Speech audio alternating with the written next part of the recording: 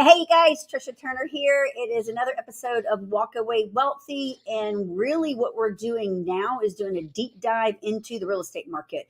Every week, we come to you live on Tuesdays at 12 o'clock Central. And the purpose of this is to bring you knowledge. You walk away wealthy with wisdom and knowledge to help you grow your business and grow your life. And there's so much talk about the real estate market right now, all over the news. And you hear different things about different cities and different states and what is really going on in that market. And I have friends in all of these places. So I thought, holy crap, I got to bring my friends on here that are experts in those areas. And let's really do a deep dive, like what's happening. So this week, I'm super happy and super excited to bring Bradley Cooper in here. Not Bradley Cooper, Terry. Hey, I'll take that. I'll take that. I would rather be Bradley Cooper right now. Bradley Pound. That is crazy that I just did that. He is the president and co-owner of Chris Waters International Real Estate, you guys, and they are in Austin, Texas. And Austin's like all over the news. So Bradley's really going to let us know what is going on. Welcome, Bradley. Hey, thanks for having me. I appreciate it. How much fun is this? We're friends. We get to hang out like on like officially here, show everybody what we can do together. Hey, I was in your neck of the woods last week. I texted you and Yes. said, "Hey, I'm last minute trip. I got to take the kids down to Galveston." And I kid you not, we were driving and we were listening to is it KHOU, the local NPR station, Yes. Yes. at the public radio station, and I heard a story that was in their top news block about the Austin real estate market, and I was like, "I'm in Houston. They're talking about Austin. This is." What are they saying? Yeah. Because you hear a lot. You hear a lot. We're kind of held out there right now as, hey, this is a market to watch where things are sort of volatile, like we're the sort of not the canary in the coal mine, but kind of the bellwether about how some of the big markets might go, just because we ran so hot for so long, and our prices and our activity just accelerated so fast. And so I think you're right. I think that a lot of eyeballs are on us here in Central Texas, because people in Houston, people in Dallas are kind of looking, saying like, "Hey, how does that indicate what's coming for me?" Yeah. And before you do a deep dive into that, Bradley, so we can give everybody context so they know like a little bit about you, tell them like how long you've been doing real estate, and you Oh, guys golly. is huge. So I'm the president and co-owner of Waters International Realty. I started off as a realtor when I was literally 22 years old, and so that is I'm 43 now. So what is that? 21 years, Yeah. and it's really the only thing I've ever done. And it is around 2010. I met a young broker named Christopher Waters. If anybody's ever seen Christopher Waters, if you think he looks young now, you should have seen him in 2010. It was like this child with a broker license. I get a call, I get a Facebook message. This is back when you could just like message anybody on Facebook. It would slide right into their inbox. And there's this child who looks like in his headshot, he's in his dad's suit or something. And he's like, "I'm a real estate broker and I'm gonna, build this great team."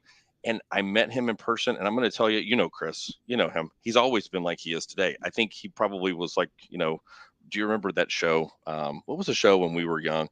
Family Ties Oh with yeah. Alex P. Keaton. Yes.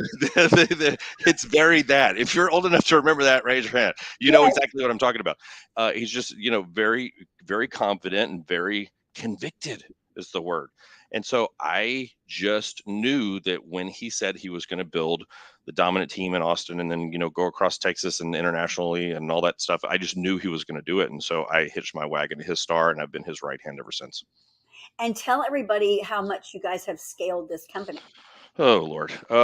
It's we started off in 2010. What we did is kind of released an early version of the company that we didn't like. And so after about a year, we sort of look at each other going like, "Oh, let's just burn it down." And so really we burned it down and started over in the summer of 2012. So what is that, 11 years now? Yes. And we went from, after that reboot, having basically zero transactions to fast forward or 3 years, and we were the number one team in Austin. And so, within 3 years, we were at 350 transactions a year, and, just went up and up and up. And then we grew a team in Amarillo. Where did we go next? We went to San Antonio. We opened up a franchise, and we've, expanded to about 10 other markets. We're even in Toronto, Really? operating. Yeah. So, a lot of what Chris predicted in those early days when frankly he didn't have much to show, it's all come to pass, So we're very, very blessed and we're very grateful. And, I have to remind myself that I'm a kid from East Texas, this is, sometimes I have to pinch myself rather, because in my mind, I'm like, I'm a kid from East Texas. What am I doing running a company, but it's been a wild ride, and it's, we've been able to make a lot of people very successful, and it's a real blessing. And you guys, they wrote a book together, which is how I learned. Oh, I had heard of Chris Waters because we run in the same circles. And then when I saw their book, read their book, of course, went through their program with them, absolutely loved them. Went to Austin to just hang out with them, and Yep. holy crap, they have a super tight organization. Tell everybody about your book too. So we wrote a book a few years ago. It's called The $1,000,000 Real Estate Team. You can go get a free copy at $1,000,000realestateteam.com if this is something that you're interested in. It sounds like it's kind of nerdy real estate stuff, but it's really kind of a chronicle of this 3-year business building journey that we went on. And no matter if you're building a lawn mowing company or, a dry cleaners or whatever, you're going to go through a lot of these stages and a lot of these lessons that we learned. And so, what we did is we just sort of went back to the beginning and said, okay, what did we do well? And what were the giant mistakes that if I can say, hey, over here, don't step into this one. If I try to put orange cones around the potholes so that people who are coming up behind us don't have to make those mistakes and can kind of skip some of the pain of starting a service-based business. But And it's you're from Austin great. too, aren't you? No, I'm from East Texas originally. I know you're in Houston. If you go about 2.5 hours north, Lufkin. Yeah. I'm from a little town outside of Lufkin. Lufkin's the big city to us, so I Oh, have to reference Lufkin. The town I'm from is called Wells. okay. It's in Cherokee County. There were 12 people in my graduating class. There's no stoplight in the town. Wow. Everybody always asks follow-up question, or they want to ask like, well, where were you in the 12? And luckily I did get to be Yeah. the valedictorian. It was a great upbringing though. Red dirt road, grew up right next to my Oh, grandparents. How East Texas is. It's yeah. people are salt of the earth and give you the shirt off their back. And, I'm very, very proud of where I come from. So came to Austin when I was about 19 to go to University of Texas, and Okay. Austin gets its hooks in you, and, Oh, and yeah. people just don't leave when they come here. So that's my story, like hundreds of thousands of other people. And then when you look at like your time in Austin, especially like you said, nothing else but the real estate market. Mhm. Austin has blown up and prices, of course, have blown up. So going through this company that you guys have scaled to like it is, like what have you seen with the Austin market? And then let's go like where are we at right now? I think over the last 21 years, I think like the thing that stands out to me is, oh, well, we'll never break that, marker. Prices will never go that high. We'll never Yes. see that kind of development. We'll never see that kind of density or that kind of sort. Like you sort of like in your mind, you lay down these boundaries of what's possible or probable, and Austin always blows right through them, sometimes to our benefit and sometimes to its detriment. But Austin's a place where it is it's growth is exponential, and it is unbridled, and that has created some wealth for a lot of people. A lot of folks through have built wealth through real estate. There are so many folks around here who purchased a home and have doubled their money. They're sitting on it going, I don't know what to do. What do I never thought this would happen to me. It's been life changing, and Yeah. it will continue to be. And we're also in this weird moment when there's kind of a conflicting soup of information and factors that's going on in the Austin real estate market. I think there are some high level national or international concerns really that govern all of our markets, like interest rates. You've seen, what's going on in Houston with interest rates right now. Yep. How's that impacting y'all's business? It's a You lot. know, and when we get into when you add the fact that Austin's prices are significantly higher than those impacts to the pocketbook on the monthly budget, Yeah.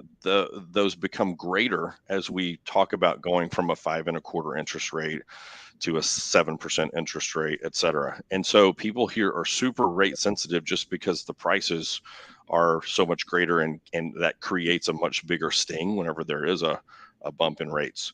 And so we are affected in a way that's kind of outsized relative to other markets simply because the loan amounts are so large, you know? Okay. The Um, story that we hear, like mhm. in Houston and all over the news, of course, is that during the pandemic, the Austin prices were like California prices. They like Yes. skyrocketed to things no one's ever seen before. Is that true?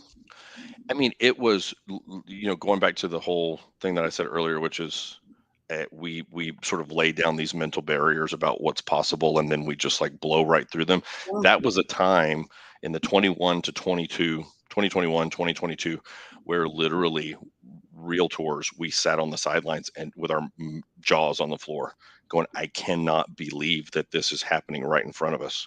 And, I don't know how many situations we were in where we would have 30 offers on a property, hundreds of thousands of dollars over asking, cash Insane. offers, unbelievable. First time home buyers being largely shut out of the market unless they were, accompanied by a parent who was willing to pull some money out of an IRA and contribute toward the down payment, which happened all the time, by the way. And it was just this sort of frenzy that fed on itself. And so now what we're dealing with is, you know, that's over, and Yeah. things how do we normalize, right? And I Right. think that we're in the weird kind of awkward phase of normalizing.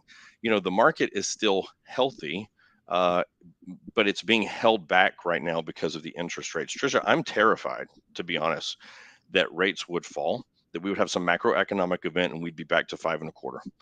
Because if we went to 5.25, I'm going to tell you all hell is going to break loose around here. There's so much pent up demand Yes. that the market is locked up. So, Yes. tell me if you guys are seeing this. Maybe you can relate if you're listening, if you're in the audience. I would love to do a move up. A couple of years ago, we had yet another kid, and of course, whenever you buy the 3,000 square foot house, you think, "Oh, we'll never, we'll never feel this thing up." And then that third kid and their bicycles and all of the stuff. So you start thinking, well, wouldn't it be great to go ahead and get the acre outside of town? Go ahead and let's get our last house, right? Oh, The sure. pool and the big one story because our knees are going bad. All of those things that natural track that we get on. And so many people are just locked and they can't make that next move. They have a massive amount of equity. They Yes. could put a giant down payment on Yep. that house, and maybe even because that house is is a move up in price. There's less competition than there was and Sure. has been in years for that home, so they could get a better deal on it as well. And they can't pull the trigger because they cannot stomach moving from a 3% interest rate to a 6.75, which is what they would get today. You know, Yep. and so as a realtor, it's as a conventional realtor, if I were if I hadn't been in the business a long time, if I hadn't kind of gotten an education about how to do deals creatively and whatnot, I would feel very, very stuck right now. Oh, yeah. I What we're seeing is kind of the wheat separating from the chaff, in terms of experienced realtors versus realtors who just sort of put it in the MLS and hope that the MLS sells it, or send their buyers to the MLS and hope that they find something that looks interesting to them. What we're going back to in some ways is what real estate used to be when I first started, and I'm sure you can relate to this too, where it's like, hey, we have these listings over here. We're going to go matchmake and go figure out how to very proactively create a deal between this buyer and the seller instead of just relying on the internet to do it, which is, kind of what took over the last 20 years. And in a way, it's kind of fun. Are you seeing that right now where y'all are having to get really creative to get home runs together? You are, and really, like, it's educating because the sellers don't understand. Yes, it could be a 7% interest rate out there right now, but like you just said, but the homes aren't moving off the market. So we can get you that home that you want, probably Yeah. for much less than you could have bought it for a year and a half ago, a lot less. And we can actually probably get the seller to buy your rate down. So we'll get you Yeah. the payment that you want. It's really, really interesting. I was pulling some data before our call today, just to take a look at, okay, what's going on over the last couple of months in Yeah. terms of when a home lists on the market, what is it likely to fetch in terms of its final price relative to where they came in? Okay. Where did they land? And most people are still getting about 94% of their original list price. Okay. And that's averaging everybody in. But this is the first time that number hasn't been a 99 or a 98 or 104% Yes. Yes. in years. And so and it doesn't tell the whole story. You're right. Mm-mm. Because when we look at that original list price to final close price, it doesn't include the $20,000 that a seller is paying to get the rate down. Doesn't include the, how they're going crazy on, making upgrades to the home to get it sold. So the inventory is arguably getting better in that way, It uh, is. and and so we're seeing some real deals get made, and I'm kind of excited.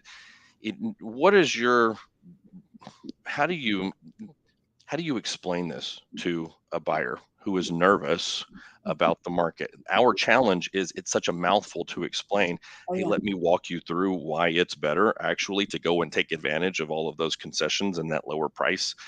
And we're going to deal with a little bit higher of an interest rate for a short time. All of that is logical, and it is in the best interest of the client, and we're able to create these like screaming home run deals right now. But people are afraid. They are. And what are you running into whenever you are trying to kind of explain that message to folks? We have a lot of that same stuff going on. And I think the news, of course, is talking Mhm. about the housing crash. And I tell everybody we're not in a housing crash, we're in a housing crisis. And the crisis is that we can't get these homes sold because sellers won't put their homes on the market. Sellers won't sell. We have Yeah. buyers ready to buy, but the sellers have us in this gridlock position. So Hmm. it's not a crash, it's a crisis because it's just a gridlock, not because of anything, because we've Yeah. got plenty of demand.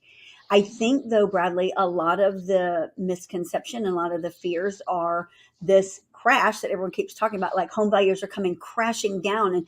And I don't see that here in Houston. What are you seeing in Austin?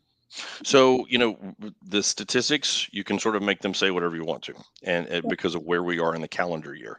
So, where our prices peaked was in basically May of 2022.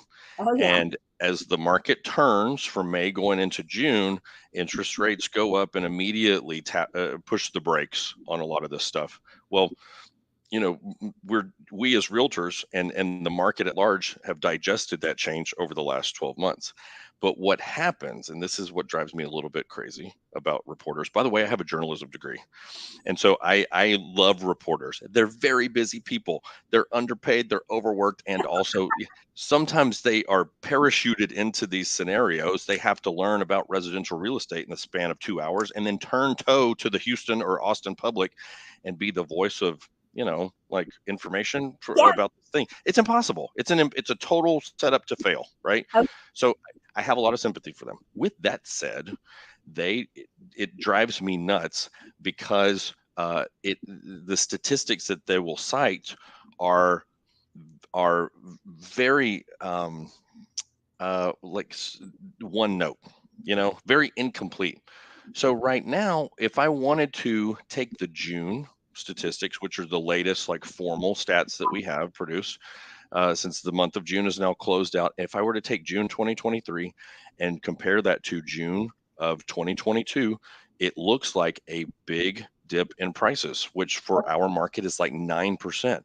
9% in 1 year. Well, remember what we're comparing it to is we're comparing it to the $100,000 over ask and all of that stuff. Whenever any statistician, anybody who works with statistics will tell you that you basically have to throw out the data set, the parts of the data set that are the extremes, right? If you want to get down to what the trends really are, these little blips, you sort of have to cast them out. Is it true that the Austin market is down 9%? Yes, if you were to look at the crazy, let's pay $100,000 over asking to, hey, things are kind of settling down and now prices are normalizing. That spike to that actual healthy range, yeah. it doesn't look great. It looks like we have a big problem. It's not that prices are continually on the decline. It's that everybody wants to sort of look at that moment of fervor, of frenetic activity, and compare the market to that. And of course, that hopefully will never come around again in our lifetime. No, because it wasn't right. It Do you wasn't think right. a lot of sellers are looking at the data? And of course, there's, Zillow and all kinds of things that have their own data. Mhm. And they're going, well, last year my home was worth this. So why isn't my home worth this? And that starts that narrative.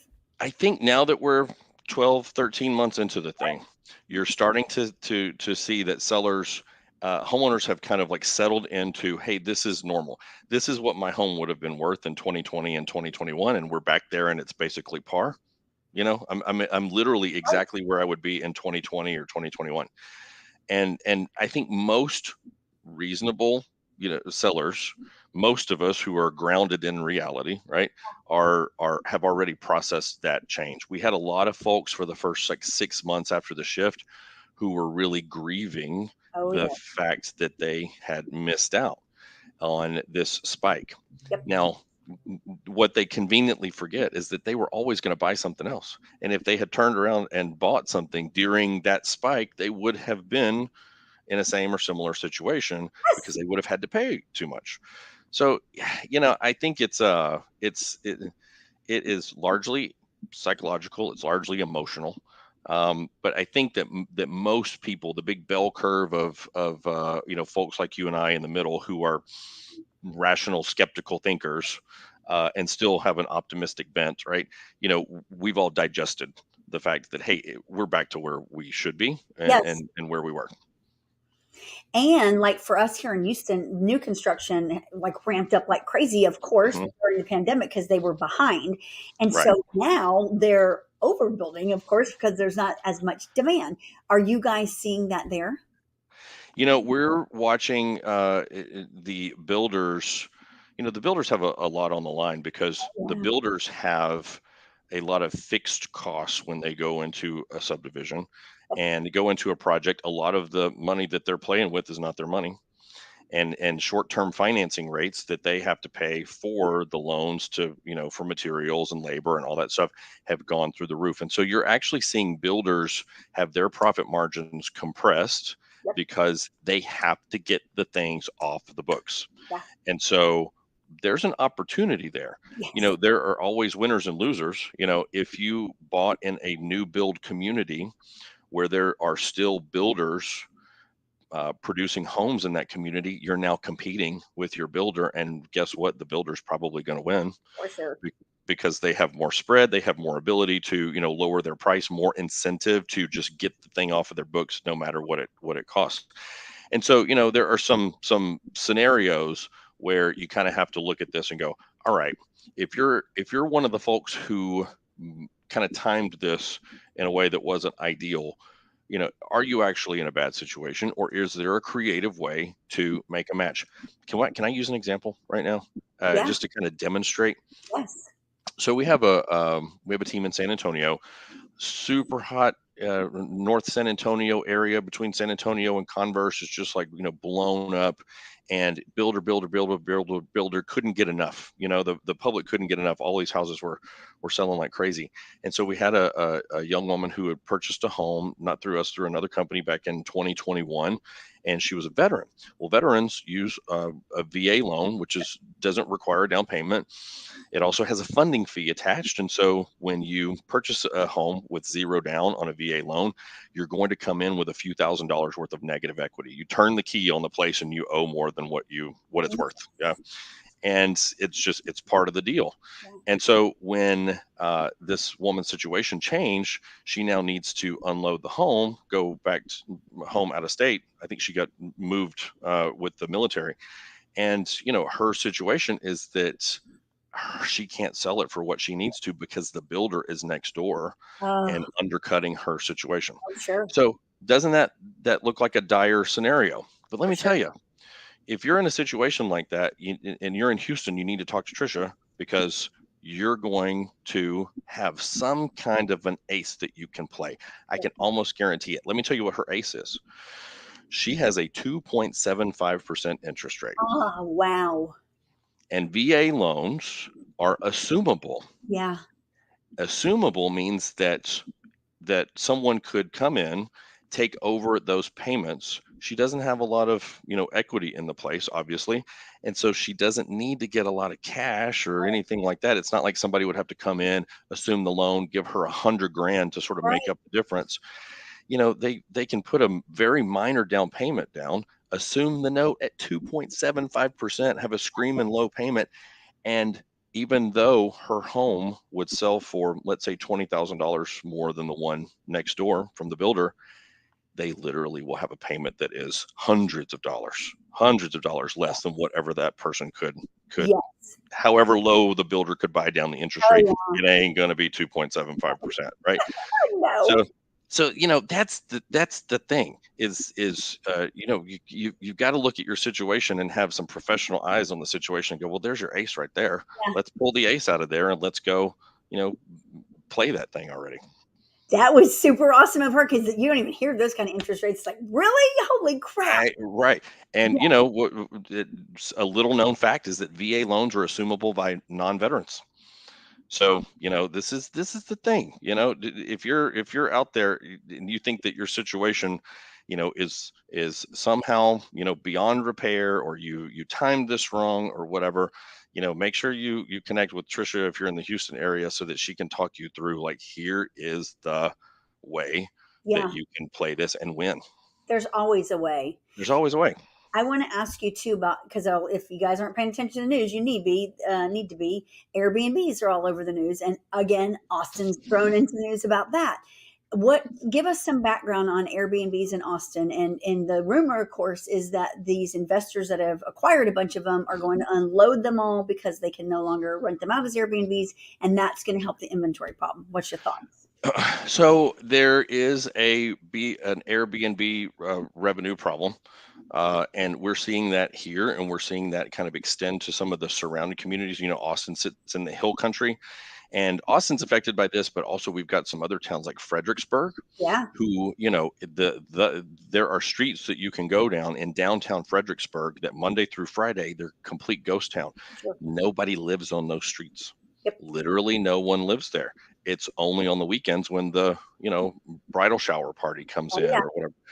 And the values on those homes were problematic because they were valued like businesses. Yeah. Yeah. I got an email promoting one today, and it was sort of, these really rosy numbers about, look at how much revenue this one brought in, right? Shouldn't it justify the $1.6 million price? And then, of course, it's, look at how much revenue this one brought in 2022. Yes. Why would I unload it if it were really printing $100,000 a year? You kind of have to go, that's interesting. So, I think it's just, it's a too many people got on the bandwagon of converting their properties into Airbnbs. And so now we have an oversupply. And I don't know about you, but I think that in the course of the normalization after COVID, it was less important for a lot of folks to go and hole up in a place that was detached from everyone else. And, For sure. there was a sort of a perceived layer of safety that's not there in a hotel, maybe. And I think that since, we've settled into the whole thing and we're in a much better place now, we just don't have that artificial demand. So supply, demand, that's what it equals. I don't think that we're talking about enough units that it will really make an impact to the average home buyer. I don't, it'll help for sure, but I think it's one of those like drops in the bucket that as soon as that inventory is put onto the market will absorb it in, minutes if it's priced well. So, I will take any help that I can get right now with well-priced properties for buyers who are ready to rock and roll. Let's talk now about foreclosures, because of course that is also in the news now. And here, I don't know what you guys are seeing, but I'm talking to homeowners and our agents every single day, we are seeing people not so much in foreclosure. We're seeing a lot of pre-foreclosure. And who I'm seeing get hit the hardest here is the elderly. And I'll tell you why. Homeowners insurance has skyrocketed. It And really has. in the last, like I'm talking to people that have been in their homes 20 and 30 years. And when their house appreciated and during the pandemic, like crazy, Mhm. however, their inflation started creeping up too, and the cost of living was higher, and these people are on fixed incomes. Well, then people are like begging them, hey, you can pull a little equity out of your home. Your Yeah. home is worth, 300, now it's worth 600. So get a HELOC, right? So a lot of them did. And of Mhm. course, then the more they pulled out, then hey, that's easy. We need a little bit more. We need a little bit more. And now here we are, home prices have deflated a little bit and come back to more of a realistic number. Yep. But inflation has not, and nor has homeowners insurance. And these poor elderly people are being pushed out of their own homes. Not that they're going into foreclosure, but they're going to have to sell because Right. they can no longer afford that. Are you seeing that there? We've definitely seen some cases of that. I think here's where I am a little bit concerned, right? People foreclose on their homes for three main reasons. Number one is a loss of income. So it's actually nothing about the house that actually informs the foreclosure. It's about the job, right? The number two reason that we saw, at least this was true back in the recession. You and I did a lot of deals back then from a lot of people who were really hurting, and a lot of really pressed folks back then had to make some quick decisions about maybe short selling their home or letting it go to foreclosure. It was a rough time, but in hindsight, it was about I lose my income. Number two is my home has experienced such a dramatic loss in value that it no longer feels like it makes sense for me to continue to make this payment. And that was largely emotional, because if any of those folks in any of those situations would have ridden that out for a few more years, of course they'd be here with us with Yes. massive amounts of equity. Oh, yeah. So that's a knee-jerk reaction thing. And then the third reason is because of condition issues that arise that make no sense, or intolerable, or just make no sense to repair, Yeah. etc. What we haven't seen is we haven't really seen, I think, the outcome of No. some of the layoffs that have been announced in the last 6 months. I think a lot of those people are still in the figuring it out phase. Yep. There are companies that are still hiring. Many of them are remote, which allows me to stay in my home and I don't have to pull up stakes and move across the country for the job. I think that's kind of changing. We're watching a lot of companies say this remote work thing, there were ups and downs, but we want to get more people back in the office. There's a Sure. company in Austin that I have some friends that work for them. They literally hired a lot of remote workers all across the country, and the old owners of the company came back in and bought the company back and gave everyone 60 days to move to Austin, Texas. Yeah, or you Wow. don't have a job anymore. Yeah, Yeah. I have an eye on to predict foreclosures. I have an eye on what's going on in the labor market where we are. Yeah. And then, I don't think that we're going to see a massive number of people give up on their house payments when it comes to reason number two, which is, hey, I bought in 2022. I paid too much for the house. I'm going to have to wait a few years for the equity to catch up, because those folks still got 3% interest rates and have a cheaper down payment or cheaper monthly payment than if they would have paid market rate today. For So, sure. it's you mentioned it earlier. It's kind of like everybody is just a little bit stuck because of all of these weird different opposing forces that are pulling. It does create a lot of opportunities though. What are you seeing as far as some of the top opportunities in the Houston metro?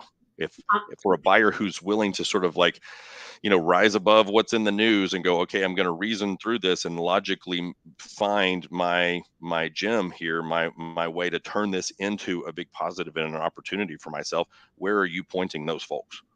A lot of them to new construction because Mm, real estate's still the soundest investment. I mean, your money's not safe in the stock market, and it's not safe in the banks, obviously, and it's safe in real estate. It's you can touch this asset.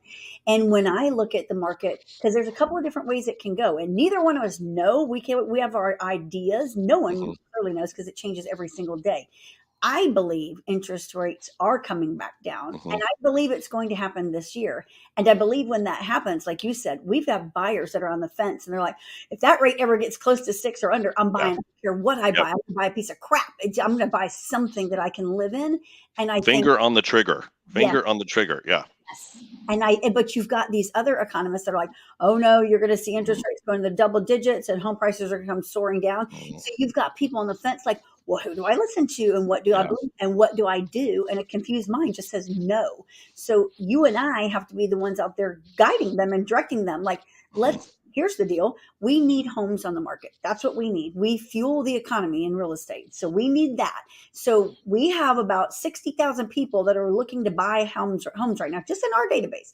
So if mhm. you are thinking of selling your home and you've got one of those homes that could sell and will sell for this amount of money, let's sell your house now and get you in a new construction because we pretty much can get you in a sweet deal in a Mhm. brand new home right now because they are giving Yeah. suckers away. And even if it's not ready, let's go into short-term rental for now. There's always a solution, but it's a great time to buy and sell, period. I think that's a really good point. I think, you know, the builders have already priced in the downside. Oh yeah. And so they are the first to market with the changes. They've already eaten what they're going to eat so that they can get this one off of their books and be proactive about that. And so I think that's a really solid strategy. What about investors? I think a lot of investors sat out over the last few years because they sort of throw their hands up and say, "Hey, between taxes, runaway taxes, which thank goodness our state government Yeah, is helping us out with that. There's going to be some significant wins next year for with sure. property tax reductions that I'm very very excited about.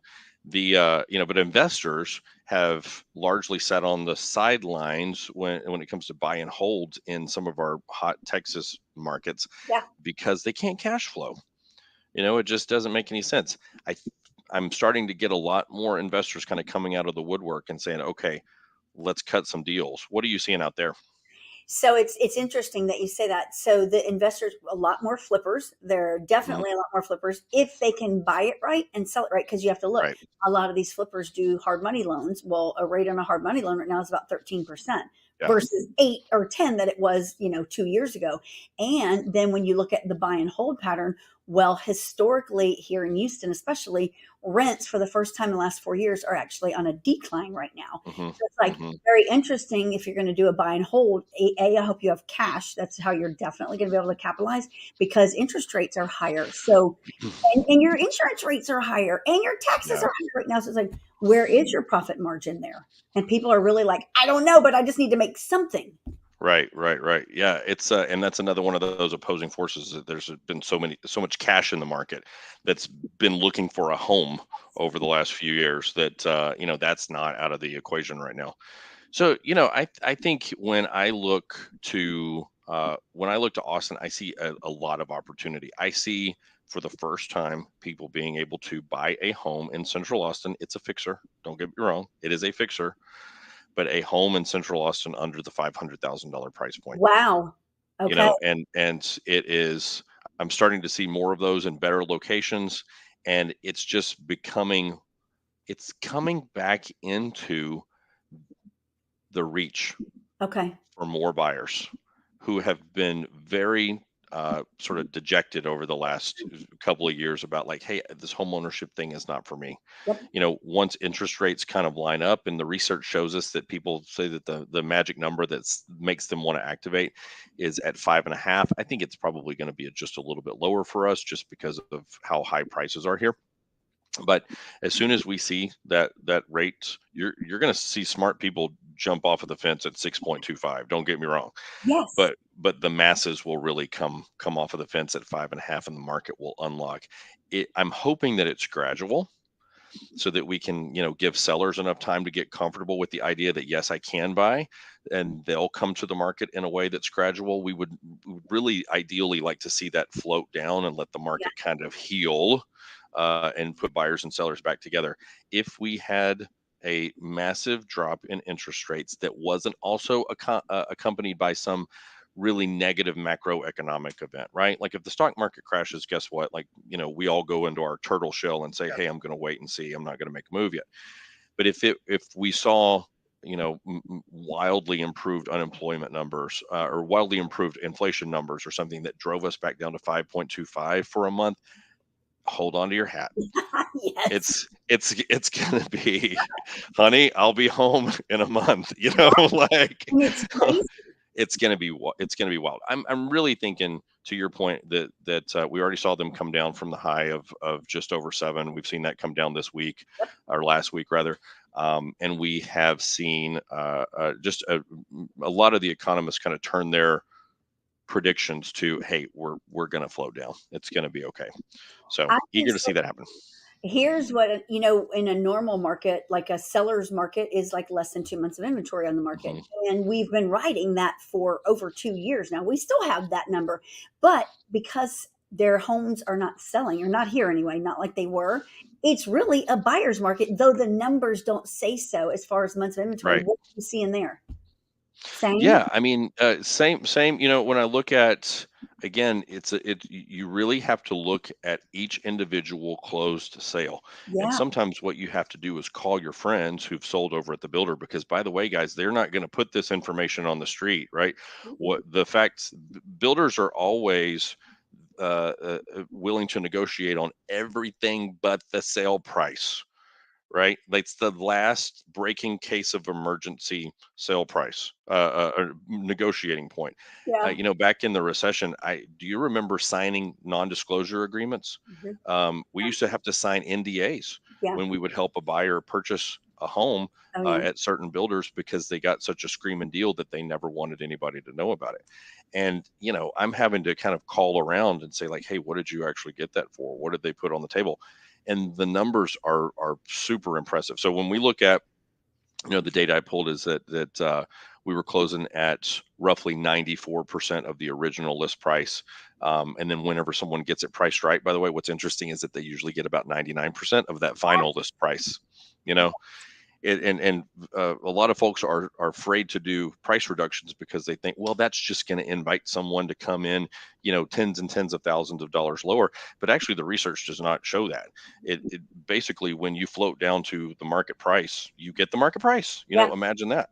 Right. And so don't be afraid to take your price down to test your market and see where you actually are going to get a buyer, because the answer is that it's usually not going to invite a bunch of lowballs. You're going to get the folks who are serious and ready to play right now.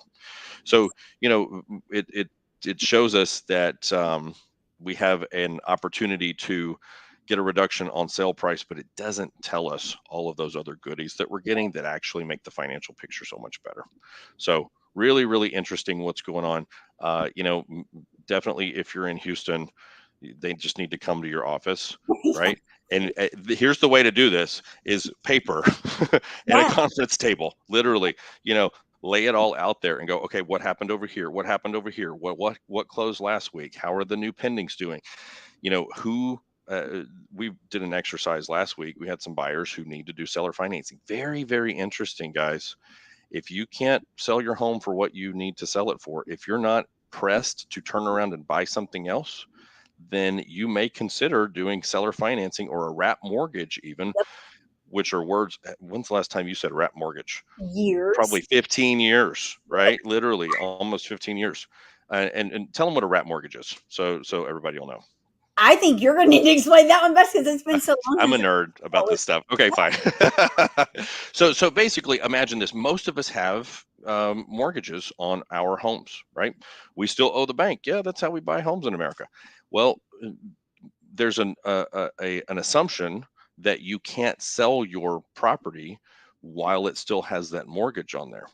And there are several ways to get this done. There is one way called an assumption, which is for government backed loans. There's a clause in those loans where the federal government requires the lenders to make them assumable. And so there's a whole process that a person can do, can go through, that they basically go to your lender, pick up that FHA or VA loan, and then close the equity gap with a significant down payment. Now, that's not always possible, because what if you bought your house in 2014 and it basically doubled in value, which is the case for a lot of us? Yeah. Then you can do what's called a wrap mortgage. And it's where an attorney creates a note, a document that basically wraps around your existing mortgage. Now, this is something that you want to talk to your attorney about, get some guidance on. There are attorneys who specialize in this, who actually can help you create and mitigate any risk around this. what's so interesting is that sometimes it is the highest qualified buyers who are pursuing these.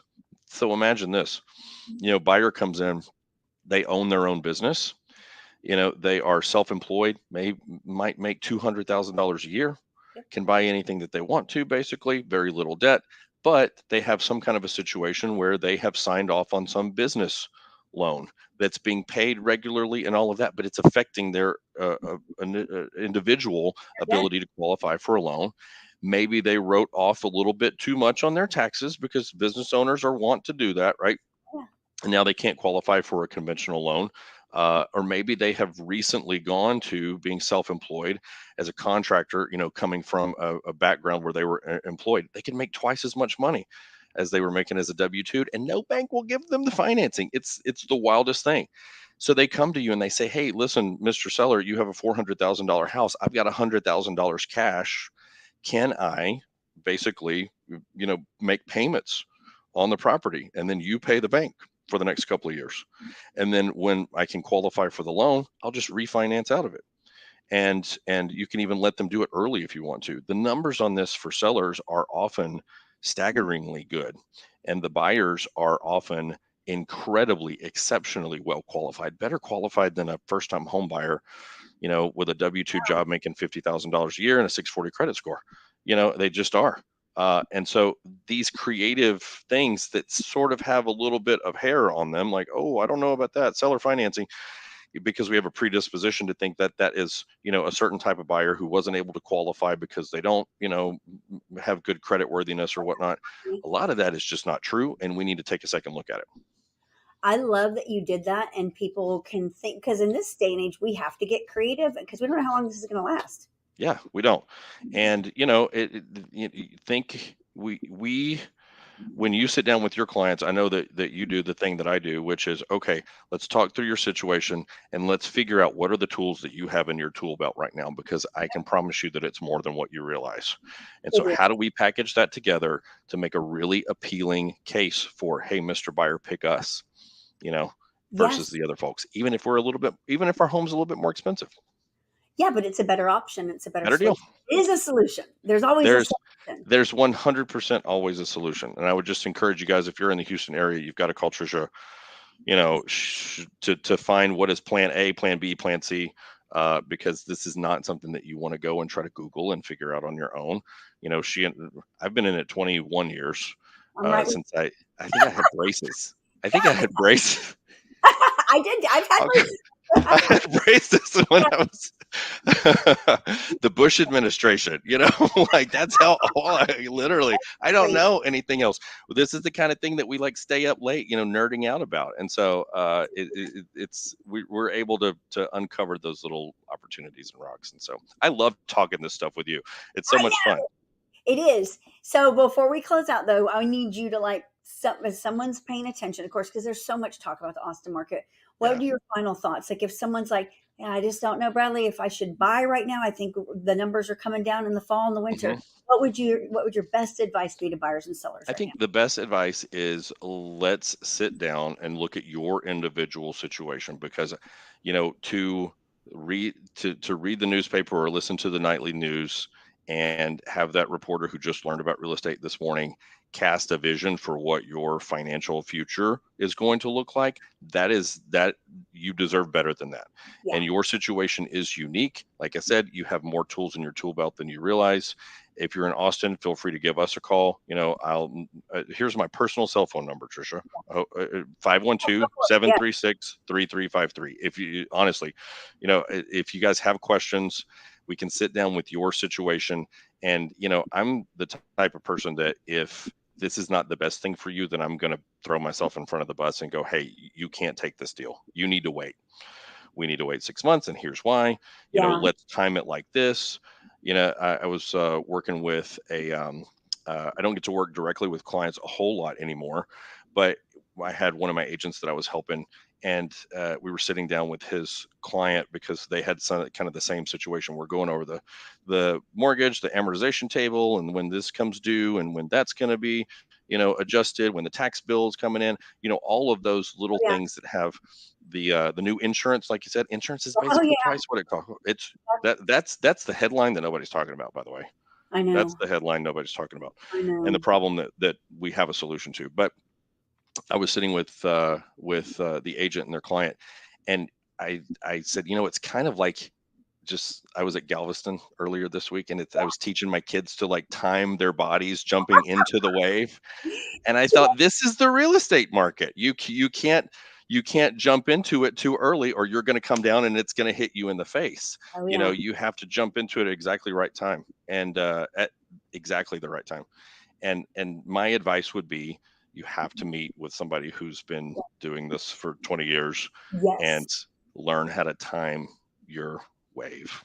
Yeah, you do. And I don't think you could have said it any better. It's like the more you talk to people, the more you're like, you gotta, everybody's situation is different. Maybe it's Yep. not a good time to buy. Maybe it's not a good time to sell, but maybe it's a good time to do both. I think people are afraid, and maybe this is justifiable with some real estate agents. Maybe some folks in our industry have earned this reputation for us, that we have to kind of undo with the public. And that is, they're afraid that the real estate agent is going to sit down with them, and the answer is always going to be, you need to act right now.